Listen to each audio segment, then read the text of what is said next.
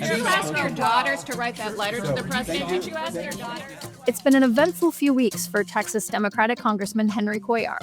He and his wife were set to go to trial for allegedly accepting hundreds of thousands of dollars in bribes until President Trump pardoned him.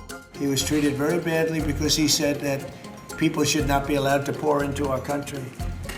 And he was right.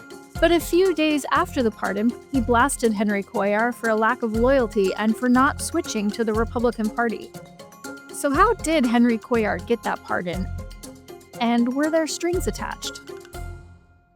Where were you when you first heard about the pardon? I was walking to my office and I got a text from a reporter and said, do you have a comment on the pardon? And my question was, what pardon are you talking about? But nobody called from the White House. Nobody told me about it till I was asked by a reporter about it. Can you clarify the timeline of you filing to run for re-election? Because I think that came out the same day as the pardon, right? Yeah. The timing was interesting, of course, but I was planning to go file it. It was already in motion. Donald Trump then, after he pardoned you, attacked you for not switching parties. Well, let me tell you how it happened. So I had not seen the tweet. We were at church and we were praying, thanking God for our situation and thanking President Trump. But we also prayed for him. When we walk out, I'm getting a few texts that say, this is what happened on that. And all I want to say is I prayed for the president. I prayed for his family. He mentioned your daughters in that tweet attacking. All I want to say is my daughters wrote a letter, and I'm very grateful to my two daughters, Christina and Catherine. The congressman's daughters are also mixed up in the alleged bribery scheme, but they have not been charged with a crime. 3 people have pleaded guilty to related charges. 1 detailed specific payments made to Cuellar's wife and daughter. Do you think the people that have pled guilty in connection to this, will they also get a pardon? Have you asked for that? I have no idea.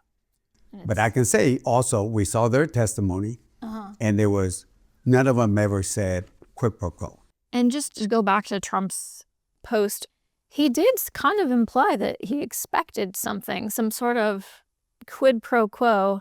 After everything you've been through, is there an irony to that? I can't speak for the president, but I will repeat myself. I was in church before I saw that tweet. My wife and I were praying for the president. Hello, everybody. What a nice group of Democrats. You went to the White House Christmas party last night? Yes. And were you able to see the president? Well, I saw him, but I was not able to talk to him. Boy, I see some very friendly faces. I see some faces that are friendly, but they could be friendlier. If Democrats win the majority, Hakeem Jeffries, if he becomes speaker, will almost certainly face pressure to impeach Donald Trump. I think we need to go beyond that. The impeachment, we know what the result will be on the Senate. If you ask me, I wouldn't vote to impeach the president. I wouldn't. As a Democrat, you have consistently voted for gun rights. You also oppose abortion rights in many cases.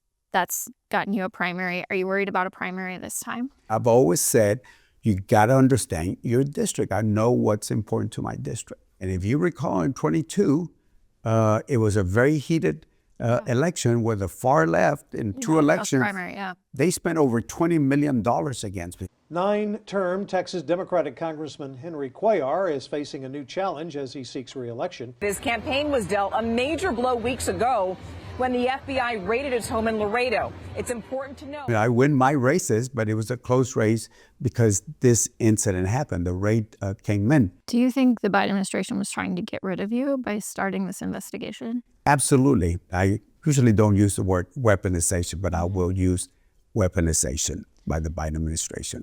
Do you see Donald Trump using weaponization of the Department of Justice now? I think we need to look at case by case on that. Should Democrats win the majority, do you think that should be part of the oversight? I can't speak for other Democrats, but I can say I certainly have my perspective on weaponization, and I think to some good extent there was some weaponization against Donald Trump.